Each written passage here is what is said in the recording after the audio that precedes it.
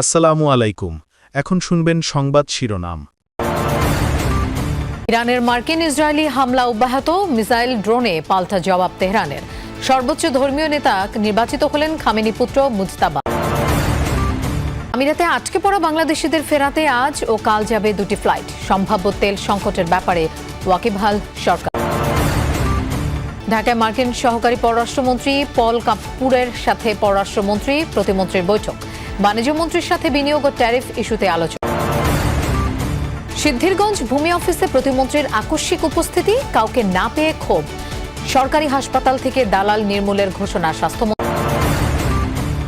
অস্ত্রধারীদের তালিকা করে দেশব্যাপী অভিযান শুরুর কথা জানালেন স্বরাষ্ট্রমন্ত্রী। পরীক্ষামূলকভাবে বিভিন্ন সড়কে বন্ধ হবে অটোরিকশা। এতক্ষণ শুনছিলেন সংবাদ শিরোনাম, এবার বিস্তারিত। ইরানে টানা পঞ্চম দিনের মতো চলছে যুক্তরাষ্ট্র ইসরায়েলের যৌথ অভিযান। রাজধানী তেহরান সহ ব্যাপক হামলার শিকার কোম, ইস্পাহান সহ বিভিন্ন এলাকা। মঙ্গলবার বিমান হামলায় গুড়িয়ে দেওয়া হয়েছে ইরানের বিশেষজ্ঞ প্যানেলের কার্যালয়। এছাড়াও হামলা হয়েছে দেশটির একাধিক সামরিক ও প্রশাসনিক স্থাপনায়। ইস্পাহানে বিমান হামলায় নিহত হয়েছে আইআরজিসির কমান্ডার সহ মোট 5 সদস্য। যৌথ অভিযানে দেশটিতে প্রাণহানি ছাড়িয়েছে 1100। আইডিএফ এর জোরদার হামলার শিকার লেবাননও। আকাশে ঘন কালো ধোঁয়ার বিশাল কুণ্ডলী। তেহরানের পশ্চিমাঞ্চলে যৌথ বাহিনীর বিমান হামলার পর চোখে পড়ে এমন দৃশ্য। ইরানে টানা পঞ্চম দিনের মতো অব্যাহত যুক্তরাষ্ট্র ইসরায়েলের যৌথ হামলা। রাজধানী তেহরান ছাড়াও কোম, ইস্পাহান সহ বিভিন্ন শহরে চলছে একের পর এক হামলা। মঙ্গলবার বিমান হামলায় গুড়িয়ে দেওয়া হয় সর্বোচ্চ নেতা নির্বাচনের দায়িত্বপ্রাপ্ত বিশেষজ্ঞ প্যানেলের কার্যালয়। মিনজাদাই নামের একটি গোপন পারমাণবিক স্থাপনা ধ্বংস করা হয়েছে বলে জানায় আইডিএফ। তেহরানের স্থাপনাটি পারমাণবিক অস্ত্রের সক্ষমতা উন্নয়নে ব্যবহৃত হচ্ছিল বলে দাবি তাদের। রাজধানীতে চালানো আরেক হামলায় কুদস ফোর্সের লেবানন শাখার কমান্ডার দাউদ আলী জাদেহ নিহত হয়েছেন বলেও দাবি ইসরায়েলি বাহিনীর। অন্যদিকে ইরানের আধা সরকারি সংবাদ সংস্থা আইএসএনএ জানিয়েছে, ইস্পাহানে বিমান হামলায় প্রাণ হারিয়েছেন ইসলামী বিপ্লবী গার্ড আইআরজিসির একটি ইউনিটের কমান্ডার আব্দুল হামিদ রাহবার। নিহত হয়েছেন বাহিনীটির আরও 4 সদস্য। মার্কিন সেনাবাহিনী জানিয়েছে, অপারেশন এপিক ফিউরির আওতায় প্রায় 2000 লক্ষ্যবস্তুতে হামলা চালিয়েছে যুক্তরাষ্ট্র ও ইসরায়েল। ইরানের শক্তিশালী সাবমেরিন সহ 17টি নৌযান ধ্বংসেরও দাবি করে ওয়াশিংটন। পাশাপাশি ইরানের সামরিক অবকাঠামোর বিরুদ্ধে ওয়ান ওয়ে ড্রোন মোতায়েন করেছে মার্কিন বাহিনী। লেবাননেও জোরদার হামলা চালিয়েছে ইসরায়েল। বৈরুত ও সিডনে ব্যাপক বোমাবর্ষণ করেছে আইডিএফ। ভয়াবহ হামলার শিকার হয়েছে দেশটির দক্ষিণে হিজবুল্লাহ নিয়ন্ত্রণাধীন পাহাড়ি এলাকা। শুধু মার্কিন সামরিক ঘাঁটি নয়, এবার আরব দেশগুলোতে থাকা যুক্তরাষ্ট্রের কৌশলগতভাবে গুরুত্বপূর্ণ বিভিন্ন অবস্থানেও হামলা চালাচ্ছে ইরান। দুবাইয়ে মার্কিন কনসুলেট লক্ষ্য করে মিসাইল ও ড্রোন হামলা করা হয়। এর পাশাপাশি সৌদি আরবে অবস্থিত মার্কিন গোয়েন্দা সংস্থা সিআইএর স্টেশনেও হামলার দাবি জানিয়েছে তেহরান। এছাড়াও ইরাকের মার্কিন কনসুলেট লক্ষ্য করে ছোড়া হয়েছে রকেট। নতুন করে 17 দফায় 40টি ক্ষেপণাস্ত্র হামলা চালিয়েছে আইআরজিসি।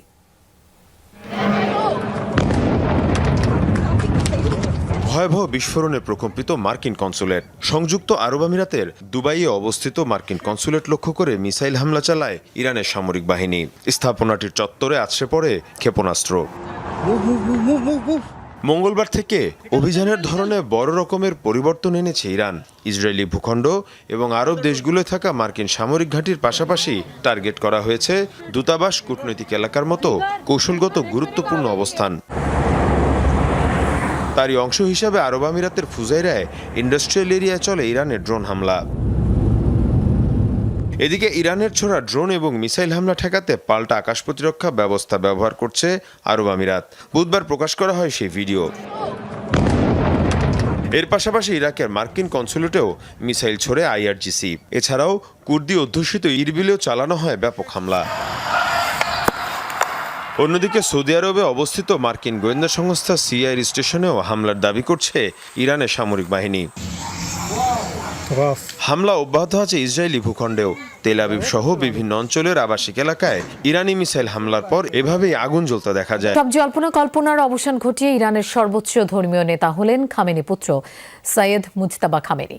অথচ মৃত্যুর আগে সম্ভাব্য উত্তরসূরিদের তালিকায় মুজতাবার নামই রাখেননি Ayatollah Ali Khamenei. Iran international বলছে, মূলত রেভলিউশনারি গার্ডের চাপেই মুজতাবা সর্বোচ্চ নেতা ঘোষণা করেছে দেশটির অ্যাসেম্বলি অব এক্সপার্ট।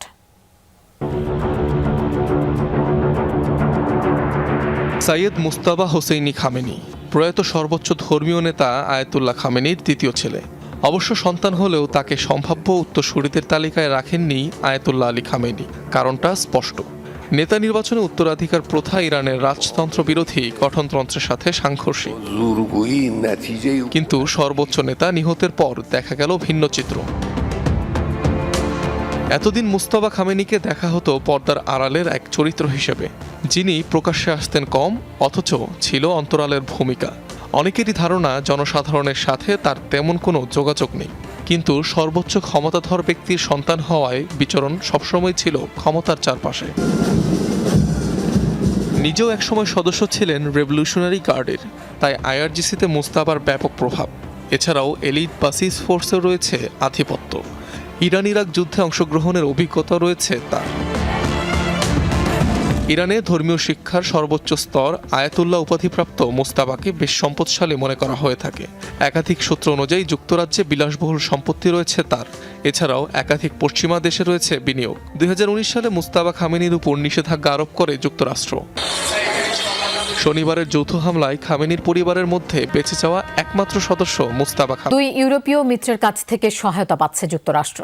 মধ্যপ্রাচ্যে বিমানবাহী রণতরী পাঠাচ্ছে ফ্রান্স। এর মধ্যে ভূমধ্যসাগরের দিকে রওনা দিয়েছে শার্ল দ্য গল। সাথে রয়েছে একাধিক ফ্রিগেট। ব্রিটিশ ঘাঁটিতে হামলার জেরে সাইপ্রাসে অতিরিক্ত প্রতিরক্ষা ব্যবস্থা মোতায়েনের পদক্ষেপ নিয়েছে ম্যাক্রন প্রশাসন। অঞ্চলটিতে নিজেদের ঘাঁটি ও মিত্রদের সুরক্ষায় অতিরিক্ত হেলিকপ্টার, যুদ্ধজাহাজ ও যুদ্ধ বিমান পাঠানোর ঘোষণা দিয়েছে যুক্তরাজ্য। বাল্টিক সাগর থেকে যাত্রা করেছে ফ্রান্সের একমাত্র রণতরী শার্ল দ্য গল।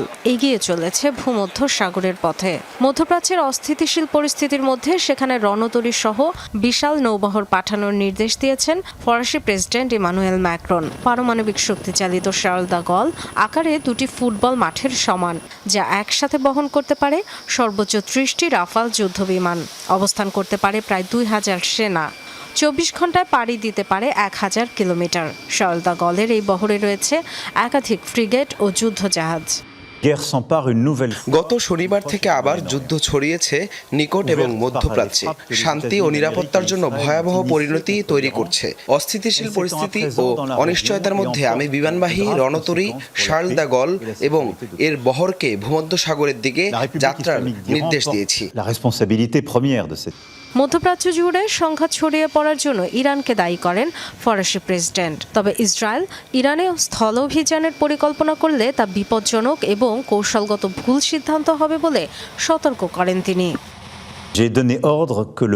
প্রাথমিকভাবে এই পরিস্থিতির জন্য ইসলামিক রিপাবলিক অব ইরান দায়ী। ইসরায়েল স্থল অভিযানের কথা বিবেচনা করছে, যা ভয়াবহভাবে সংঘাত বৃদ্ধি করতে পারে এবং তা কৌশলগত ভুল সিদ্ধান্ত হতে পারে।